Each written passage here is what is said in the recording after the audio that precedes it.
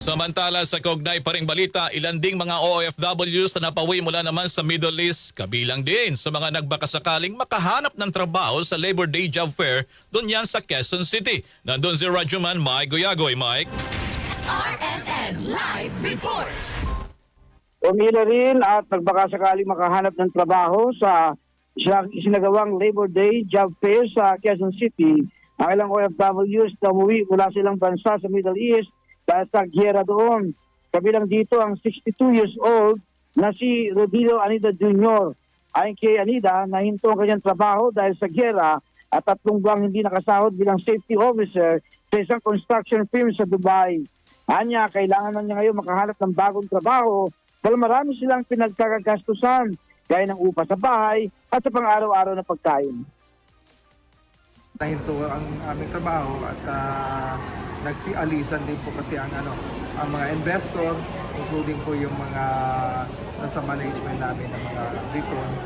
So, sa ngayon sir, meron ba kayong mga napuntahan na? May na-applyan ho kayo ngayon? Meron po, may mga na-applyan na rin po ako, local at saka international, pero nag-aantay pa po ako ng... Ano sabi sa'yo?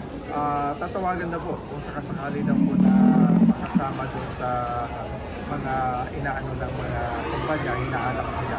Sir, mula nung galing kayo ng Dubai hanggang ngayon, ilang araw na kayong parang jobless?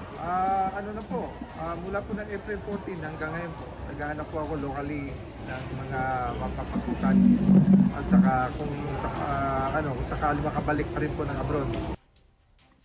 Samantala, pahirapan din para sa 28 anyos naman na si Rico Lucero ang job hunting. Matagal na kasi siyang jobless at tuwing may job fair, palagi siyang pinapangako ang tatawagan. Ngayon anya umaasa siya na matanggap sana kahit man lamang self-lady. Yes po, nagkaroon naman po ng hope. Hopeful din po na matawagan nila kasi may naging usapan naman po na sige ganito yung process, punta ka sa ganitong site, ganito. Ano yung parang sa tingin mo, skills mo na pwede mong masabi na, oh, you're gonna hire me dahil may ganito akong kakayahan? Weakness and strengths ko po yun actually, yung pagiging sociable. Yung mag-open up sa mga customers, yung mag-answer sa inquiries nila, mga tanong nila. Open po ako doon. Minsan din po yun yung nagiging problema kapag medyo shy po ako. So, and then, Kasama mo sa DZXL RMN Manila, Radyo Man, Mike Guyagoy Tatak, RMN. RMN Network News.